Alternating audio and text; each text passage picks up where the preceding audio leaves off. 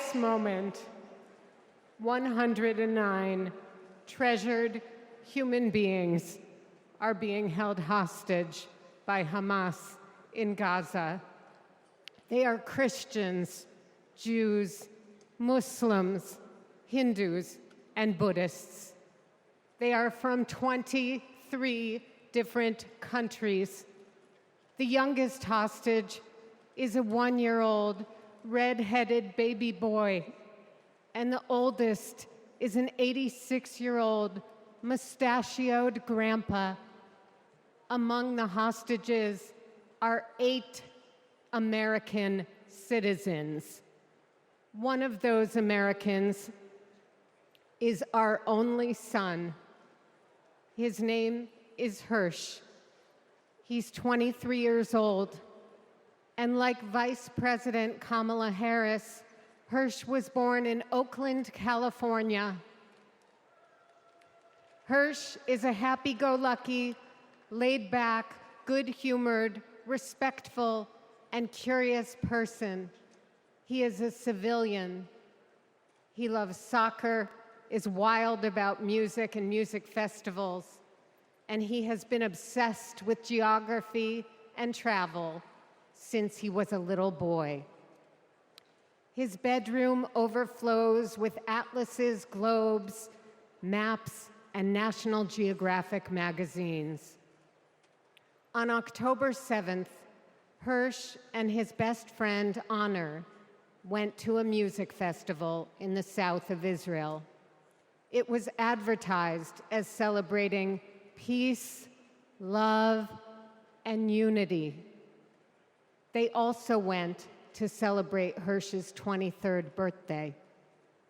As rockets began to fall, Hirsch, Honor, and 27 other young festival goers took refuge in a 5-foot by 8-foot bomb shelter. Terrorists began to throw grenades into the shelter. Honor stood in the doorway and repelled 7 of those grenades before the 8th one killed him. Altogether at the Nova Music Festival, 367 young music lovers were killed. This was just one of the many attacks on neighborhoods and communities in southern Israel on that terrible day. In total, 1,200 were killed, including 45 Americans. Hirsch's left forearm, his dominant arm, was blown off before he was loaded onto a pickup truck and stolen from his life and me and John into Gaza. And that was 320 days ago. Since then, we live on another planet. Anyone who is a parent or has had a parent can try to imagine the anguish and misery that John and I and all the hostage families are enduring. Rachel and I are comforted to be back in our sweet home, Chicago. We were both born and raised here, and our families still live here. This is a political convention, but needing our only son and all of the cherished hostages home is not a political issue. It is a humanitarian issue.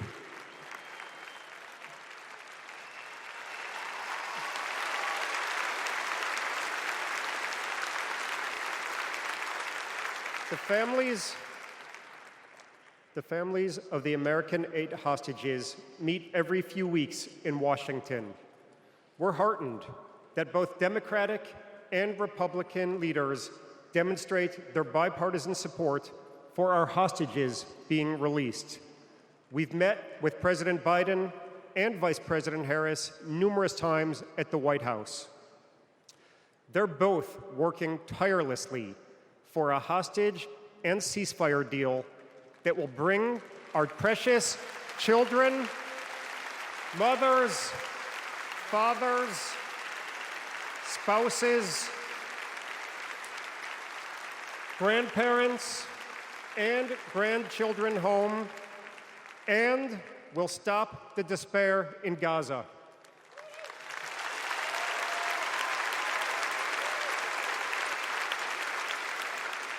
We are all deeply grateful to them. We're also profoundly thankful to you, the millions of people in the United States and all over the world who have been sending love, support, and strength to the hostage families. You've kept us breathing in a world without air.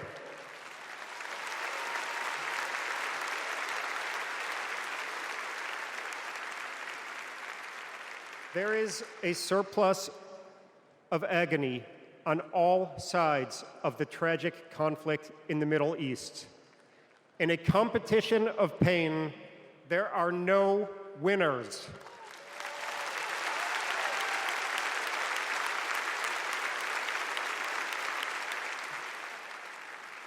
In our Jewish tradition, we say, Kol Adam Olam Umlo'o.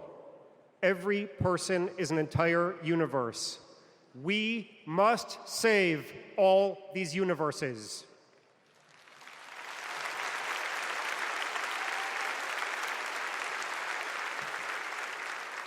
In an inflamed Middle East, we know the one thing that can most immediately release pressure and bring calm to the entire region: a deal that brings this diverse group of 109 hostages home and ends the suffering of the innocent civilians in Gaza.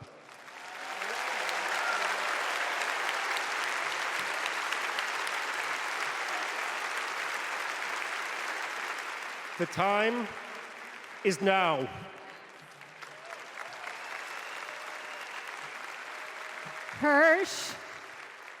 Hirsch, if you can hear us, we love you.